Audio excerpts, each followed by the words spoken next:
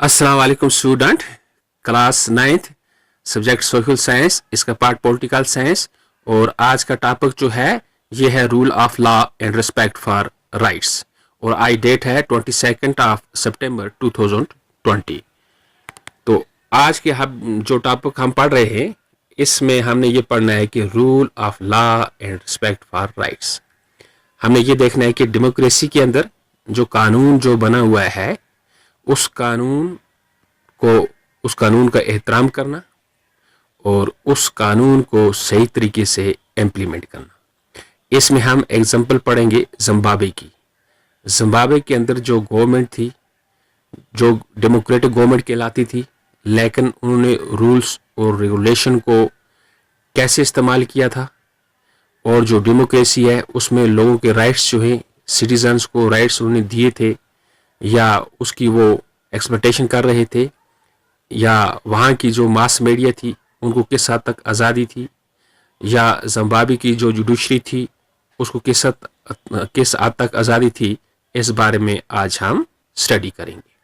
तो आज का हमारा टॉपिक जो है ये हमें ये कह रहा है कि Zimbabwe attend independence from white monarchy rule in 1986। यानी कि जिम्बाब्वे की जो कंट्री है, जिम्बाब्वे के लोगों ने 1980 में आज़ादी हासिल की, white monarchy rule. Since then the country has been ruled by ZANU-PF, the party that led the freedom struggle.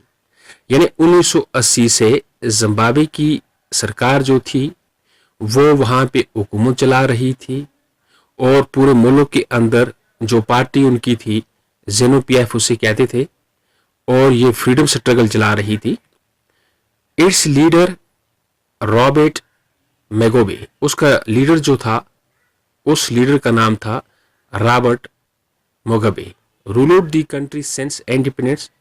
और जब से मुल्क आज़ाद हुआ जिम्बाब्वे का, उस वक्त से वो हुकूमत चला रहे थे। Elections were held regularly and always won by ZANU-PF। President Mugabe was popular. उस वक्त से जब भी इलेक्शन होते थे जिम्बाब्वे के अंदर से, जिम्बाब्वे में इलेक्शन होते थे तो वो इलेक्शन रेगुलरली होते थे। हमेशा जो पार्टी ZANU-PF पार्टी जो थी वो इलेक्शन में कामयाब हो जाती थी। President Mugabe was popular. ये जो प्रेसिडेंट वहाँ का था जिम्बाब्वे का, मुगाबे उसका नाम था, वो मशहूर था, but also used unfair practice in election. लेकिन जब भी जिम्बाब्वे में इलेक्शन होते थे आज़ादाना तरीके से, तो आज़ादाना तौर उस वक्त वो प्रेसिडेंट जो था वो इलेक्शन में अनफेयर प्रैक्टिस करता था। Over the year his government changed the constitution several times to increase the powers of the president and make him less accountable. जब भी उनकी सरकार आती थी बरसर इक़्तिदार, तो उस वक्त जो प्रेसिडेंट था जिम्बाब्वे का वो कानून में अमेंडमेंट करता था। वो हर वक्त कानून को चेंज करता था ताकि उसमें क्या हो कि उसकी सरकार जो हो वो किसी के सामने अकाउंटेबल ना हो। Opposition party workers were harassed and their meeting distributed. जो अपोजिशन पार्टी थी जिम्बाब्वे के अंदर, उनके लीडर्स जो थे उनको वो हरासमेंट करते थे, उनके जो कारकुन थे उनको हरासमेंट करते थे और उनकी मीटिंग पर पाबंदी आयद कर देते थे। Public protest and demonstrations against the government. और वहाँ शहरी जो थे जिम्बाब्वे के वो हमेशा गवर्नमेंट के खिलाफ एहतजाज करते थे। वो गवर्नमेंट के खिलाफ ये चीज डिक्लेयर कर देते थे कि गवर्नमेंट जो है ये इलीगल काम कर रही है। There was a law that limited the right to criticise the president. वो कहते थे कि यहाँ इस किस्म के कानून जो है इसमें प्रेसिडेंट के जो पावर्स हैं, इसके जो इख्तियारात हैं, इन पर वो तनकीद करते थे कि इसके इख्तियारात जो हैं ये लिमिटेड होने चाहिए, इस पर पाबंदी होनी चाहिए, ये पाबंद होने चाहिए, कानून के अंदर रहकर काम करें। Television and radio were controlled by the government. वहाँ जिम्बाब्वे का जो रेडियो था, टेलीविजन था, वहाँ की जो मास मीडिया थी, वहाँ की जो खबर रसां एजेंसियाँ थी, उन पर जिम्बाब्वे की गवर्नमेंट का मुकम्मल तौर कंट्रोल था and give only the ruling parties vision. वो मास मीडिया को यह बात बताई गई थी कि जब भी वो किसी बात को पेश करें वो सरकार के हक में करें। देयर वेर इंडिपेंडेंट न्यूज़पेपर्स, वहाँ न्यूज़पेपर अखबार जो थे उन पर आज़ादी थी, बट द गवर्नमेंट हरासड दो जर्नलिस्ट, लेकिन हुकूमत जो थी उन सहाफ़ियों पर उनको हरास करती थी हु वेंट एगेंस्ट इट, जो उनके बनाए हुए नॉर्म्स के खिलाफ न्यूज़ को पेश करें।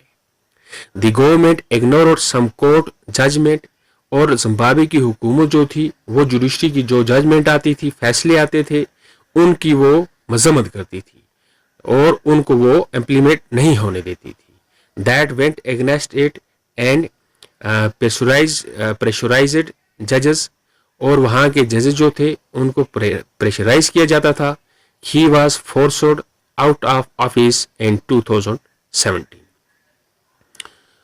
तो he was forced out of office in 2017. The example of Zimbabwe show that popular approval of the rulers is necessary in a democracy.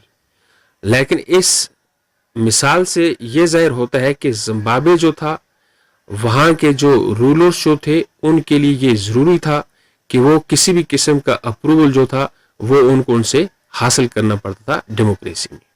But it is not sufficient, popular governments can be undemocratic. लेकिन ये बात जो थी ये तो आयान थी कि जो गवर्नमेंट जो थी वो क्या थी, अनडेमोक्रेटिक, वो डेमोक्रेटिक गवर्नमेंट नहीं थी। पॉपुलर लीडर्स कैन बी एटोक्रेटिक, जो भी वहाँ के लीडर्स जो थे वो एटोक्रेटिक थे। If we wish to access a democracy it is important to look at the elections. अगर हम डेमोक्रेसी को देखेंगे तो डेमोक्रेसी में सबसे पहले हम देखते हैं कि इलेक्शन जो है ये फ्री होने चाहिए, ये फेयर तरीके से कंडक्ट होने चाहिए।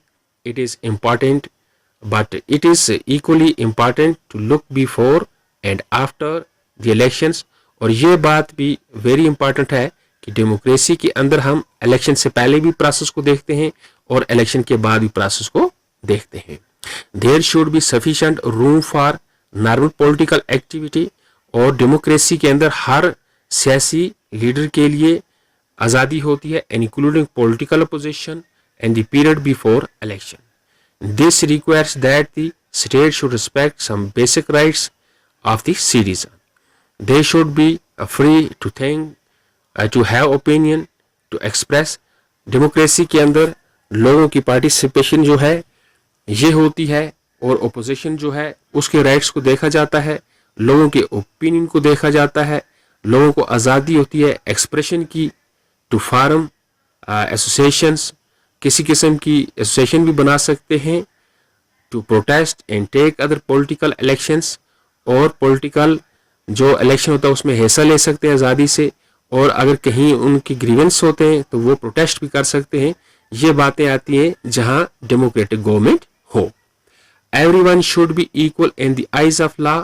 डेमोक्रेसी के अंदर हर एक शहरी जो है वो कानून के सामने, कानून के लिए वो कानून की एक आंख जो है वो सबके लिए बराबर होती है, और लोग बिफोर लॉ इक्वल ट्रीट किए जाते हैं।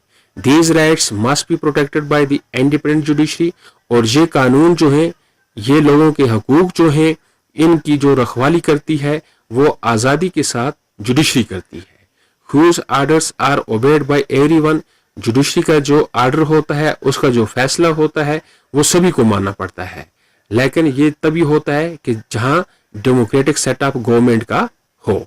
We shall read more about these rights in chapter 5, और हम चैप्टर 5 में इसके बारे में अच्छी तरह से जानकारी हासिल करेंगे कि डेमोक्रेटिक गवर्नमेंट क्या होती है, नॉन डेमोक्रेटिक गवर्नमेंट क्या होती है, लोगों के जो राइट्स हैं उनको किस तरह से उनको रिस्पेक्ट दी जाती है। तो बेटा आज का टॉपिक यहाँ ख़त्म होता है, इंशाल्लाह हम कल नेक्स्ट में पढ़ेंगे। Thank you.